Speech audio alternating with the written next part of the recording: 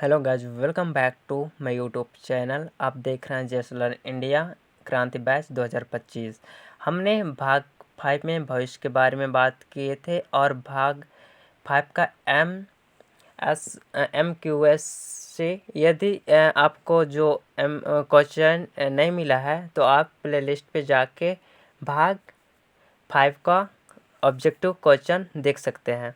अब हम भाग 6 में ये बात करेंगे कि भारत के जो विकास की दिशा है और भविष्य में चुनौती क्या होने वाला है, इसके बारे में चर्चा करेंगे।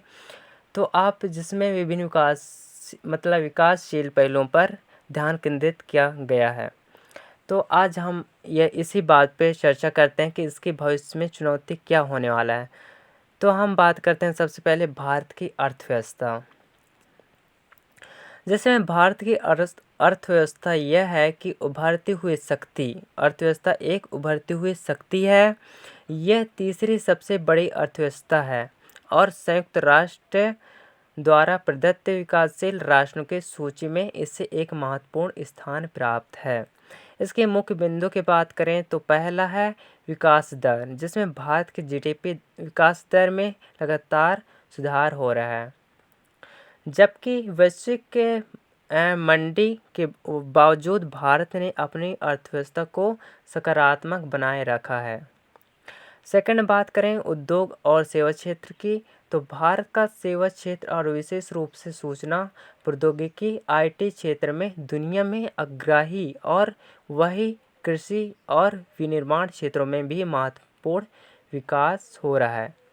तीसरा बात करें विकास में असमानता, हालांकि भारत में कई क्षेत्रों में तेजी से विकास हुआ है, लेकिन ग्रामीण और नवीनतम सरकार योजनाएं, जैसे कि भारत सरकार ने अपनी योजनाओं के तहत विकास को गतिशील के लिए कई महत्वपूर्ण योजनाएं की शुरुआत की है, जो भविष्य में भारत समाज और अर्थव्यवस्था के लिए सहायक साबित होगी। मुख्य योजना यह है कि इसकी प्रधान नरेंद्र मोदी की आत्मनिर्भरता जो भारत परियोजना चला रहे हैं, इस योजना के तहत भारत के निर्माण के क्षेत्र में बढ़ावा दिया जा रहा है ताकि भारतीय उद्योग वैश्विक बाजार में प्रतिस्पर्धा कर सके। सेकंड है स्मार्ट सिटी मिशन, जो शहरी विकास को बढ़ावा देने के लिए योजना शहरी क्षेत्रों में बुनियादी ढांचे को बेहतर बनाने में केंद्रित कर रहे हैं। तीसरा है नमामि गंगे योजना, गंगा यदि यह संरक्षण और उसके जल की स्वच्छता बनाए रखने के लिए यह योजना बनाई गई है। अब बात करते हैं शिक्षा और कौशल विकास, जो भारत की शिक्षा व्यवस्था में सुधार के प्रयास लगातार हो रहे हैं ताकि ऐसे योजना को उच्च गुणवत्ता वाली शिक्षा और कौशल प्रदान कर सके। मुख्य पहल यह है गाइस, पहले की राष्ट्रीय शिक्षा नीति 2020 में इस नीति के तहत भारत की शिक्षा क्षेत्र में पुनर्गठित किया गया है और इससे उद्देश्य शिक्षा को और अधिक समावेशी, बहुआयामी और प्रौद्योगिकी संचालित बनाना है।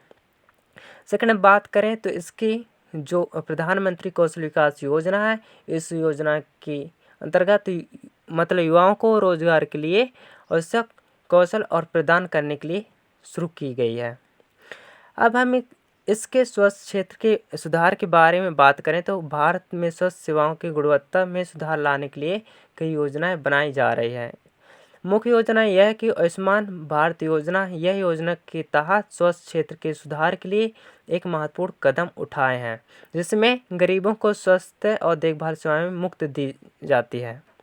सेकंड है राष्ट्रीय स्वास्थ्य मिशन, इस योजना के तहत इस मिशन में उद्देश्य ग्रामीण क्षेत्र को स्वास्थ्य सेवाओं को बढ़ावा देना है और मूलभूत स्वास्थ्य सुविधाएं प्रदान करना है।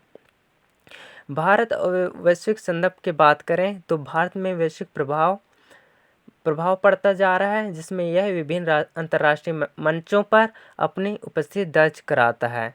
मुख्य पहल इसकी ये है कि गुटनिरपेक्ष आंदोलन, जिसमें भारत में ऐतिहासिक रूप से गुटनिरपेक्ष आंदोलन में महत्वपूर्ण भूमिका निभाई है, जिसमें वर्तमान में यह वैश्विक राजनीतिक और प्रभावशाली है। सेकंड बात करें तो भारत और अमेरिका संबंध, दोनों देशों के बीच में आर्थिक, राजनीतिक और सामरिक और संबंधों में मजबूती आई है। इसके भविष्य की चुनौती के बारे में बात करें तो पहला चुनौती यह है कि जलवायु परिवर्तन, जिसमें भारत को जलवायु परिवर्तन के प्रभाव में निपटने के लिए अधिक प्रयास करने होंगे। जिसमें विशेष रूप से कृषि और जल स्रोतों और तटीय क्षेत्रों में करना है। सेकंड है जनसंख्या वृद्धि, जिसमें भारत की बढ़ती जनसंख्या एक बड़ी चुनौती बन चुकी है और इसके लिए रोजगार, स्वास्थ्य और शहरीकरण के मुद्दों को संबोधित करना आवश्यक है। तीसरा बात करते हैं आर्थिक असमानता, जिसमें विकास के बावजूद भारत में अधिक असमानता और गरीबी की समस्या बनी हुई है।